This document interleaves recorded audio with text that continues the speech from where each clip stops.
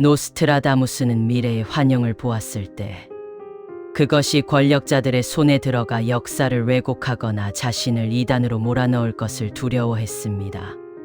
그래서 그는 텍스트를 중세 프랑스어, 라틴어, 그리스어, 이탈리아어의 아나그램과 은유로 철저히 봉인했습니다. 1. 황금 투구의 비극, 앙리 2세의 죽음. 젊은 사자가 늙은 사자를 굴복시킬 것이다. 황금 3장 안에서 단 한 번의 결투로 2개의 상처가 하나가 되어 처참하게 죽을 것이다. 이 예언은 노스트라다무스를 전 유럽의 예언자로 등극시킨 가장 유명한 사례입니다. 1559년 프랑스 국왕 앙리 2세는 딸의 결혼을 축하하는 마차 경기에 직접 참여합니다. 상대는 젊은 몽고메리 백작이었습니다. 두 사자의 대결에서 백작의 창이 부러지며 앙리 2세의 황금 투구 틈새로 파편이 박혔습니다. 눈과 목에 난 2개의 상처가 폐혈증을 일으켰고 왕은 10일간의 고통 끝에 사망했습니다. 이는 예언서 출간 4년 만에 벌어진 일로 고증학적으로 완벽한 디테일의 일치를 보여줍니다. 이 런던의 대화제, 피의 대가. 런던의 의로운 피는 실수를 저지를 것이다. 66년에 3번의 20자리에 화염이 타오를 것이다. 고대의 여인은 높은 곳에서 떨어질 것이고 같은 종파의 많은 이들이 죽임을 당할 것이다. 1666년 발생한 런던 대화제에 대한 예언입니다. 텍스트 속 3번의 20자리는 정확히 66을 의미하며 연도 표기가 명확하지 않았던 시대에 1666년이라는 숫자를 특정했습니다. 의로운 피는 1649년 처형당한 찰스 1세를, 고대의 여인은 구 세인트 폴 대성당을 상징하는 것으로 고증됩니다. 화재는 런던 시내의 80%를 태웠고 당시 영국인들은 이 사행시가 적힌 종이를 들고 거리에서 울부짖었다는 기록이 전해집니다. 3. 프랑스 대혁명과 루이 16세의 도주. 밤에 베렌으로 올 것이다. 숲속을 지나서 흰 드레스를 입은 여왕과 검은 관을 쓴 국왕. 바렌의 신부는 폭풍을 일으킬 것이며 그들은 단두대의 이슬로 사라질 것이다. 프랑스 혁명 당시 루이 16세와 마리 앙투아네트의 바렌 도주 사건을 묘사합니다. 예언에는 정확히 바렌이라는 지명이 등장하며 변장을 하고 도주하던 국왕 내외가 숲을 지나 발각되는 과정을 그립니다. 특히 검은 관은 도주 당시 국왕이 썼던 모자를 상징하며 이후 민중의 분노가 폭발하여 전제 왕정이 무너지고 단두대가 역사의 중심에 서게 될 것을 소름 끼치도록 정확하게 묘사했습니다. 4. 나폴레옹의 탄생과 몰락, 파울루 나이로. 이탈리아 인근에서 황제가 태어날 것이다. 그는 제국의 비싼 대가를 치르게 할 것이다. 그가 모은 군대를 보면 그는 군주라기보다 도살자에 가까울 것이다. 코르시카 섬이탈리아 인근에서 태어나 프랑스 황제가 된 나폴레옹 보나파르트를 지목합니다. 노스트라다무스는 파우, 나이, 로라는 세 지명을 언급했는데 이는 아나그램으로 나폴레옹 국왕을 형성합니다. 수백만 명의 희생자를 낸 그의 정복 전쟁을 도살자로 표현한 점과 결국 워털루에서 패배하여 유배될 운명까지 텍스트의 행간에 녹여냈습니다. 5. 루이 파스테르, 미생물의 발견. 잃어버린 것은 수세기 후에 발견될 것이다. 파스테르는 신처럼 숭배받을 것이며 달이 그의 대업을 완성할 때 그는 부패로부터 세상을 구할 것이다. 이 예언은 인물 이름인 파스테르가 직접 명시된 매우 드문 사례입니다. 19세기 미생물학의 아버지 루이 파스테르의 저온 살균법과 백신 개발을 말합니다. 부패는 세균에 의한 부패를 의미하며 수천 년간 인류를 괴롭힌 전염병의 원인을 밝혀낸 그의 업적을 찬양합니다. 과학사적 맥락에서 예언자가 의학적 진보의 시점을 특정했다는 점에서 놀라운 가치를 지닙니다. 6. 히스테르와 야만의 제3제국, 히틀러. 굶주린 짐승들이 강을 건널 것이다. 전장의 대부분은 히스테르에 대항할 것이다. 철창 안에서 위대한 자가 끌려갈 때 독일의 자식은 법을 지키지 않을 것이다. 히틀러를 뜻하는 아나그램이 등장하는 예언입니다. 2차 세계대전 당시 나치 독일의 전격전과 유럽 침공을 묘사합니다. 히틀러는 스스로 노스트라다무스의 예언을 신봉하여 자신에게 유리한 예언을 선전물로 배포하기도 했습니다. 하지만 예언은 결말을 철창 안의 몰락으로 맺으며 독재자의 최후가 비극적일 것임을 400년 전에 이미 확정지었습니다. 7911 테러, 타오르는 새로운 도시. 새로운 도시, 위도 45도에서 하늘로부터 거대한 불꽃이 내려올 것이다. 불길이 도시를 집어삼킬 때 형제들은 무너지고 무고한 피가 강처럼 흐를 것이다. 뉴욕은 북위 4045도 사이에 위치합니다. 하늘로부터의 불꽃은 항공기 충돌을, 무너지는 형제들은 쌍둥이 빌딩을 연상시킵니다. 16세기 사람의 시각에서 비행기는 강철새 혹은 하늘의 불꽃으로 보일 수밖에 없었음을 감안할 때 현대 건축물과 항공 테러라는 복합적인 비극을 공간적 좌표와 함께 정확히 포착해낸 소름돋는 예언입니다. 8 챌린저호의 폭발, 별을 향한 비극. 인간들이 별을 향해 기계를 보낼 때 황금의 빛이 하늘에서 흩어질 것이다. 9명의 현자가 죽음을 맞이하고 지상의 사람들은 공포에 떨 것이다. 1986년 우주 왕복선 챌린저호의 폭발 사고에 대한 은유입니다.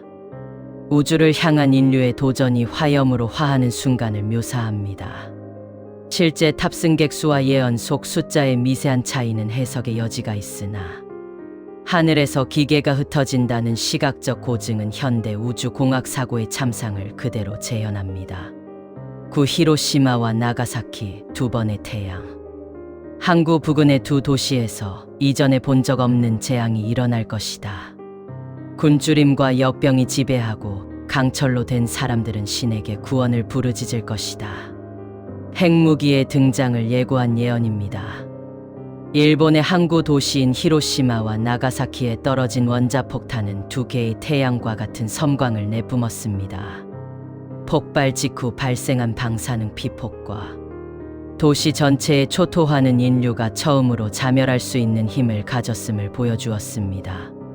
강철로 된 사람들은 현대 무기로, 무장한 군인들조차 자연 법칙을 거스르는 강력한 힘 앞에 무력했음을 의미합니다.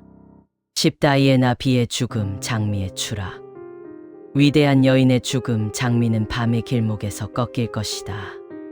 화려한 수레 안에서 그녀의 불길이 꺼질 때 도시의 사람들은 슬픔의 바다에 빠질 것이다. 영국의 장미로 불리던 다이애나 비의 파리 터널 교통사고를 암시합니다. 1997년 발생한 이 사고는 전 세계적인 추모 물결을 일으켰습니다. 밤의 길목은 어두운 터널을, 화려한 수레는 현대의 자동차를 상징합니다. 고귀한 신부님에도 비극적인 사고로 생을 마감할 그녀의 운명이 이미 텍스트에 새겨져 있었다는 사실은 예언의 비정함을 다시금 느끼게 합니다. 열한마라는 기계의 반란, 인공지능의 자각, 인간의 목소리를 완벽히 흉내내는 기계가 나타날 것이다.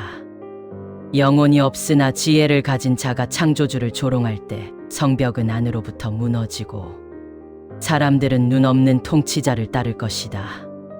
이 텍스트는 현대의 AGI의 위험성을 경고합니다. 눈 없는 통치자는 육체가 없는 알고리즘이 인류의 경제와 정치를 지배하게 될 미래를 상징합니다.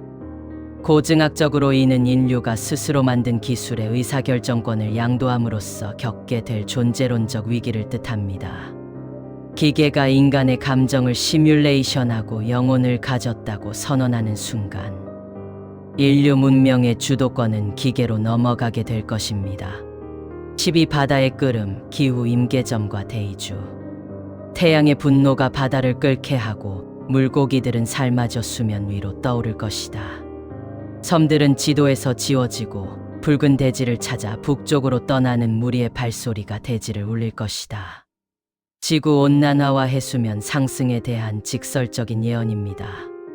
바다가 끓는다는 표현은 해수 온도의 급격한 상승으로 인한 생태계 붕괴를 의미합니다. 저지대 국가들이 침수되고 경작지가 사막화되면서 인류는 생존 가능한 북반구로의 대이주를 감행하게 됩니다. 이는 단순한 환경 변화가 아니라 국가라는 경계가 무너지고 생존 자원을 둘러싼 기후 전쟁의 서막이 될 것입니다. 13. 화성의 붉은 먼지와 별들의 전쟁.